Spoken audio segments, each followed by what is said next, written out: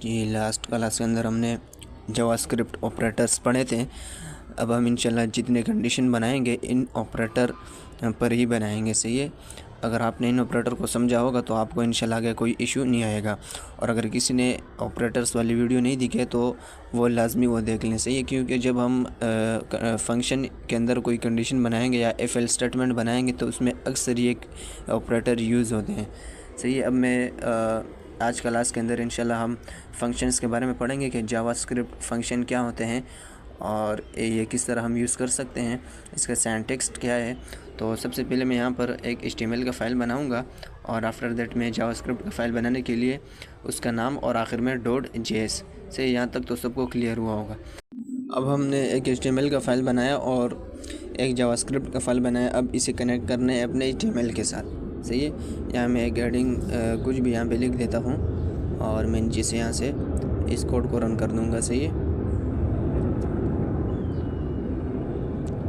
ये code run हो चुका है। इसके बाद हम जावास्क्रिप्ट का फ़ाइल अपने HTML के साथ कनेक्ट करेंगे। सही है। तो इसके कनेक्ट करने के लिए जावास्क्रिप्ट का जो फ़ाइल है वो HTML के साथ कनेक्ट करने के लिए हम HTML के बॉडी टैग के अंदर बिल्कुल एंड में एक टैग बनाते हैं स्क्रिप्ट का और उसके अंदर एक एट्रीब्यूट बनाते हैं src का और फिर इसके अंदर उस फाइल का पाथ देते हैं जिस फाइल को हमने HTML के साथ कनेक्ट करना है, यानी JS फाइल। तो अब हमें कैसे पता चलेगा कि ये फ़ाइल HTML के साथ कनेक्ट हो चुका है? तो सिंपल मैं जावास्क्रिप्ट के फ़ाइल के अंदर console.log और कुछ भी इस तरह लिख देता हूँ। इसको हमें कंसोल के अंदर प्रिंट करता हूँ। अगर ये प्रिंट हो गया तो इसका मतलब होगा कि ये जावास्क्रिप्ट का फ़ाइल HTML के साथ कनेक्ट हो चुका है। मैं यहाँ से इंस्पेक्ट पर जाऊँगा और राइट क्लिक के ज़रिए से यहाँ पर मैं कंसोल पर क्लिक करके आप देख सकते हैं कि जावास्क्रिप्ट का फ़ाइल ऐड हो चुका है। सही है। इस तरह आप कुछ भी कंसोल के अंदर प्रिंट करें ताकि आपको पता चले कि यहाँ पर इसके साथ ये फ़ाइल कनेक्ट हो चुका है। अब हम जितने भी कोड जावास्क्रिप्ट के अंदर करेंगे तो वो हमारे HTML के अंदर जो है वो अटैच होता जाएगा। सही है। अब मैं यहाँ पर फंक्शन कुछ सिंटैक्स, सबसे पहले हम फंक्शन के सिंटैक्स देखेंगे कि फंक्शन किस तरह बनता है। सही है। ये दिखता किस तरीके से आप जो है सबसे पहले अगर आपको फंक्शन बनाना हो तो सबसे पहले आप जो है एक फंक्शन लिखिए सिंपल। सही है। और आफ्टर दैट आप उस फंक्शन का नेम रखें, फिर दो पेरेंथेसिस यानी स्मॉल ब्रैकेट, आफ्टर दैट आप दो करली ब्रैकेट। सही है। नीचे हम इसे देखते हैं। यहाँ पर मैं फंक्शन लिख देता हूँ। सही है। और इसका मैं कुछ भी नाम रख सकता हूँ। यहाँ पर लिख दूँगा फंक नेम। सही है। और ये हमारे फंक्शन का नेम कहलाएगा। जब हम इस फंक्शन को कॉल करेंगे तो ये जो हमने नेम लिखा है इसे हम लिख कर कॉल करेंगे। सही है। तो ये फंक्शन का सिंटैक्स है। सही है। आप पहले फंक्शन लिखिए, आफ्टर दैट फंक्शन का नेम, फिर दो स्मॉल ब्रैकेट, उसके बाद करली ब्रैकेट और दरमियान में हम रिटर्न लिखते हैं ताकि इसके अंदर जो भी हम काम करें तो उसको जब हम फंक्शन चलाए वो रिटर्न के जरिए से हम रिटर्न करें। सही है। और इसमें एक होता है मेथड। सही है। मेथड क्या होता है? एक फंक्शन और एक मेथड भी सेम फंक्शन ही होता है। सही, मेथड भी सेम फंक्शन ही होता है, बट ये किसी दूसरे फंक्शन के आने की वजह से हम इसे मेथड कहते हैं। सही है। ये मैं एक दूसरा फंक्शन अगर बनाऊं और इस तरह स्मॉल ब्रैकेट फिर करली ब्रैकेट, दरमियान में मैं जो हमने ऊपर फंक्शन बनाया है अगर इसको मैं नीचे फंक्शन के अंदर कॉल करूं तो यह हमारा फिर मेथड फंक्शन कहलाएगा। क्योंकि दूसरे फंक्शन के अंदर आ चुका है। सही है। इस तरह और जो है बहुत से फंक्शन होते हैं कि जब हम किसी इनपुट को यूज़र से लेते हैं तो उस पर हम वो मेथड फंक्शन जो है वो अप्लाई करते हैं। इंशाल्लाह वो देखेंगे हम। यहाँ पर मैंने जो है एक वेरिएबल बनाया और इसके अंदर मैंने फ़र्स्ट फंक्शन जो था वो इसके अंदर मैंने सेव किया। सही है। इस तरह आप किसी वेरिएबल के अंदर और किसी फंक्शन के अंदर दूसरे फंक्शन को आप यूज़ कर सकते हैं। सही, मैंने सिंपल क्या कि एक वेरिएबल बनाया ए का और उसके अंदर मैंने फ़र्स्ट फंक्शन को सेव किया है। सही है। अब जब ये सेकंड फंक्शन ये चलेगा तो इसके अंदर जो ए का वेरिएबल है इसके अंदर पहले फंक्शन का जो डेटा होगा और जो उसके अंदर हमने डिफ़ाइन किया होगा वो ए के वेरिएबल के अंदर ऑटोमेटिकली सेव हो जाएगा। सही। अब मैं यहाँ पर console.log करता हूँ और यहाँ मैं कुछ इस तरह लिख देता हूँ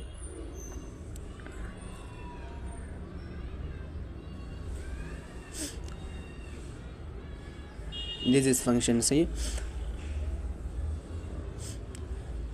this is funk name function, यानी ये फंक नेम इस नेम वाला ये फंक्शन है, सही। अगर मैं कंसोल के अंदर जाके देखूं और ये आप देख सकते हैं कि यहाँ पर ये प्रिंट नहीं हो रहा। वजह इसकी ये है कि हमने यहाँ पर इस फंक्शन को कॉल नहीं किया। अगर आपने कोई फंक्शन बनाया है और इसे आप रन करना चाहते हैं तो लाजमी एक मरतबा इसे आप कॉल करेंगे। कॉल करने का तरीका ये है कि आप फंक्शन का नेम लिखें और फिर 2 स्मॉल ब्रैकेट डालें। तो आप देख सकते हैं कि कंसोल के अंदर वो प्रिंट हो चुका है जो हमने फंक्शन के अंदर लिखा था। तो सिंपल हमने फंक्शन बनाया, उसके अंदर कुछ डेटा लिखा और उस फंक्शन को हमने कॉल किया, सही है। जब कॉल किया तो वो फंक्शन रन हो चुका और उसके अंदर हमने कंसोल के अंदर कुछ डेटा प्रिंट किया था, तो कंसोल के अंदर वो डेटा प्रिंट हो चुका है। आफ्टर दैट मैं यहाँ एक कंडीशन बनाऊँगा और फर्स्ट फंक्शन के अंदर मैं 2 वेरिएबल बनाता हूँ, एक ए के नाम से और दूसरा बी के नाम से। ए वेरिएबल के अंदर मैंने 5 रखा और बी वेरिएबल के अंदर मैं रख दूँगा 6। आफ्टर दैट मैं यहाँ पर इसे रिटर्न करूँगा और मैं ऑपरेटर को यूज़ करते हुए ए और बी को जमा कर दूंगा, सही है। सॉरी, यहाँ पर बी है। आफ्टर दैट मैं इसको सेकंड फंक्शन के अंदर कॉल करूँगा। ये नीचे मैंने एक फ़ंक्शन बनाया, इसे मैं कमेंट हटा दूँगा और यहाँ पर अब जो फर्स्ट फंक्शन है उसको मैंने सेव किया एक वेरिएबल के अंदर। यानी मैंने सेकंड फंक्शन बनाया है और उसके अंदर मैंने एक वेरिएबल बनाया है सी के नेम से, सही है। और उसके अंदर मैंने फ़र्स्ट फंक्शन को रखा। अब मैं जैसे ही सेकंड फंक्शन रन करूँगा, सही है, इसे कॉल करूँगा तो इसके अंदर जो सी वेरिएबल है उसके अंदर फर्स्ट फंक्शन का जो डाटा है वो सेव हो जाएगा। फर्स्ट फंक्शन के अंदर हमने ए और बी को जमा किया है, सही है। और यहाँ मैं रिटर्न कर दूँगा सी और इसके साथ मैं कुछ और भी जमा कर देता हूँ, सही है, प्लस, और मैं लिख देता हूँ यहाँ पर 10। अब सवाल ये है कि जब हम इसे कॉल करेंगे तो इसका रिज़ल्ट क्या आएगा। जब हम इसे रन करेंगे तो इसका रिज़ल्ट आएगा 21। क्योंकि हमने फर्स्ट फंक्शन के अंदर ए और बी को जमा किया है जिसका रिज़ल्ट आएगा 11, सही है। फिर उसके अंदर उसको हमने सेव किया है सी वेरिएबल के अंदर, फिर सी के साथ हमने 10 को जमा किया, सही है। 10 को हमने सी के साथ जमा किया है तो इसका जो रिज़ल्ट है वो आएगा 21। अगर मैं यहाँ कंसोल के अंदर उस फंक्शन को रन करूँ जो हमने बनाया है यहाँ पर सेकंड फंक के नाम से, सही है, इसे मैं अगर यहाँ पर रन करता हूँ तो हमारे पास रिज़ल्ट आएगा 21, सही। ये एरर दे रहा है क्योंकि मैंने सेकंड फंक्शन का पूरा नेम नहीं लिखा था। या मैं इसको मुकम्मल लिख दूँगा और आखिर में मैं डाल दूँगा 2 ब्रैकेट। तो आप देख सकते हैं कि हमारे पास 21 आ चुका है क्योंकि हमने फर्स्ट फंक्शन के अंदर ए और बी को प्लस किया है और फिर उसको हमने सेव किया है सी वेरिएबल के अंदर और सी के साथ हमने जमा किया है 10 जो मुकम्मल 21 बनता है, सही है। तो इसका रिज़ल्ट आपके सामने है। इस तरह हम फंक्शन के अंदर कोई भी कंडीशन बना सकते हैं और जब हमें फंक्शन रन करना हो तो इसके लिए हम इसको एक मरतबा लाजमी कॉल करते हैं, सही है। जैसे कि मैंने नीचे सेकंड फंक को कॉल किया है, सेकंड फंक, और फिर हम करली स्मॉल ब्रैकेट डालते हैं, सही है।